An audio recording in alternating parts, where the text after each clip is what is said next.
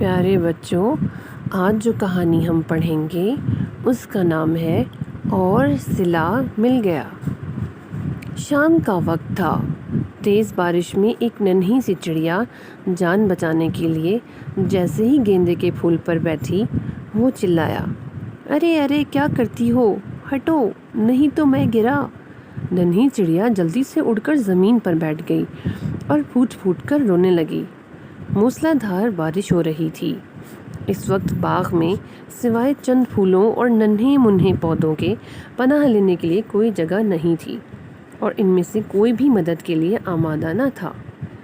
ننھے پودے نے جو چڑیا کو یوں روتے ہوئے دیکھا تو اسے اس پر رحم آ گیا۔ وہ بولا، ننھی چڑیا اداس مت ہو، آؤ میرے پاس آ کر بیٹھ جاؤ۔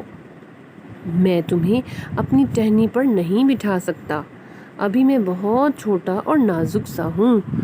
چڑیا جلدی سے پھدک کر اس کے پاس آ کر بیٹھ گئی۔ اسے اداس دیکھ کر پودا بولا، ننھی چڑیا تم افسردہ کیوں ہو؟ یہ سن کر چڑیا کہنے لگی، رات ہو گئی ہے، میرے ساتھی نہ جانے کہاں ہیں اور میں اتنی تیز بارش میں واپس گھر بھی نہیں جا سکتی۔ ننھا پودا بولا، تو کیا ہوا، تم آج رات یہیں گزار لو اور سونے کی کوشش کرو۔ چڑیا نے کہا، مجھے ٹہنی پر بیٹھ کر نیند آتی ہے، میں ٹہنی پر بیٹھ کر اپنے پروں کو پھیلا کر اپنا منہ اس میں چھپا کر سوتی ہوں۔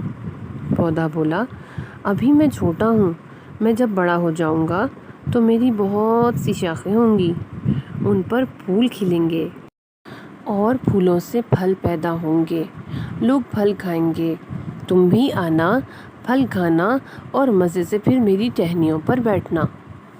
چڑیا نے دعا دی، خدا کرے تم جلد سے جلد بڑے ہو جاؤ۔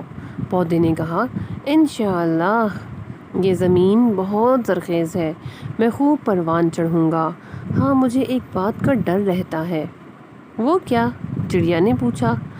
آج کل کچھ بچے سامنے سڑک پر فٹ بال کھیلتے ہیں، وہ روزانہ یہاں آتے ہیں، باغ سے پھول توڑتے اور میرے پتے نوچتے ہیں، اگر یہی حال رہا تو میں بچ نہیں پاؤں گا، شاید یہ پورا باغ ویران ہو جائے۔ پودے نے اداسی سے کہا، تم فکر مند مت ہو، تم نے مجھ پر رحم کھا کر میری مدد کی ہے تو اللہ تعالیٰ بھی تمہاری مدد ضرور کرے گا، انشاءاللہ، چڑیا نے جواب دیا۔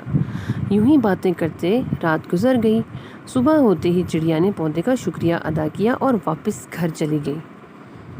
چڑیا کی دعا قبول ہوئی۔ اگلے ہی روز آس پاس کے کچھ لوگ آئے، انہوں نے باغ کے ارد گرد باڑ لگائی اور ایک طرف ایک تختی نصب کی۔ تختی پر لکھا تھا، پھول توڑنا منع ہے۔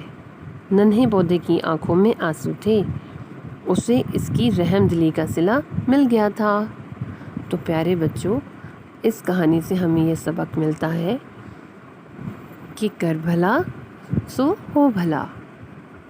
یہ کہانی نیشنل بک فاؤنڈیشن بطور وفاقی ٹیکسٹ بک بورڈ اسلام آباد کی بنائی گئی کتاب جو تیسری جماعت میں اردو کے لیے پڑھائی جا رہی ہے، اس کے سبق نمبر 16 سے لی گئی ہے، جس کا نام ہے اور صلہ مل گیا۔